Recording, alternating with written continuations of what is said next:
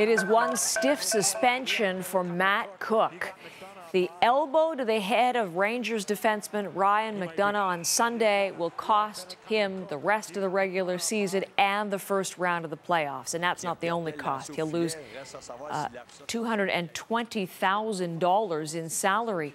This guy is infamous for the hit on Marc Savard last season. That helped lead to the league's crackdown on headshots, and in the forefront again for all the wrong reasons. Nabil is here as we turn to this morning, and we certainly mentioned that was likely coming. A pretty tough penalty for him, and the reaction's been very favorable. It has been. It's been very positive. I haven't heard anything negative, actually. And in this case alone, we should be pretty specific about this. The punishment fits a crime because it's Matt Cooke. If this was anybody else, and we saw a couple incidents last week, we talked about Danny Heatley and Brad Marchand, they only got 2 games each. They're not repeat offenders. They're not guys like Matt Cooke who have been talked to by the league already 3 times this season. So this is a potential 17-game suspension. Looks like the punishment fits a crime here.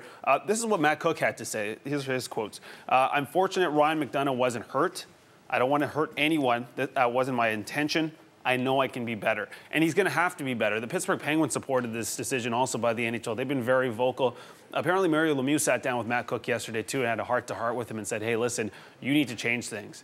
Well, I guess so, because he said that he's rethinking his whole position on the league if it doesn't get tougher on headshots in his own players. One of the, the big Absolutely. offenders. A lot of people calling Mario a hypocrite for having Matt Cooke on their team. Now, the scenario out there right now is that Mario will give him one more shot after this is over, or they might just release him. But it's going to be very interesting, I think, especially this first round of the playoffs, and to see how the Penguins play without him. Because if they do well without him, they may not need Matt Cooke. Exactly. And it'll show they won't need him. You may never see him in a Penguins uniform again. All right. We'll certainly watch that. In the meantime, let's watch some of the highlights from last night. Yeah, I'll start with the Calgary Flames, who are fighting for that playoff spot in the West. And it's been a fantastic run for the Calgary Flames. They've been one of the best teams in the second half of the season, but they're still in a dogfight for that final playoff spot.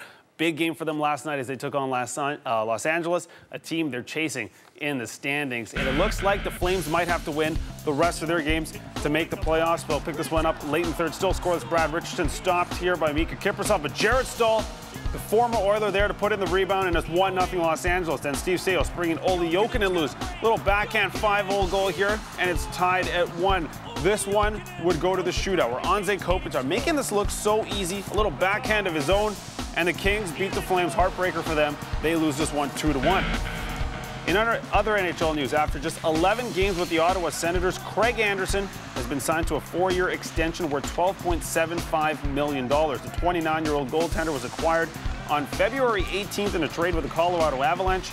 In those 11 games with the Senators, Anderson has 6 wins and a 2.11 goals against average.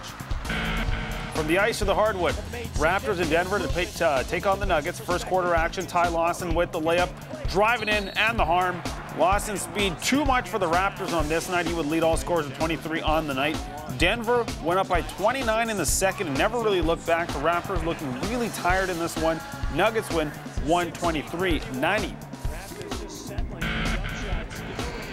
You gonna draw right to the button this time? This is young Austin Olsen, Saskatchewan's 6-year-old curling star. He's been tossing rocks for more than 2/3 of his life, and his passion for the game is inspiring some of the sport's older hands.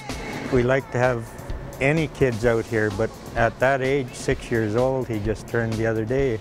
It's just amazing that he has the delivery and the interest. Here he goes. This backyard rink gives the wannabe pro some home ice advantage, even though he barely weighs as much as the rocks he throws. Attaboy, Austin, keep it up. And that's your look at sports.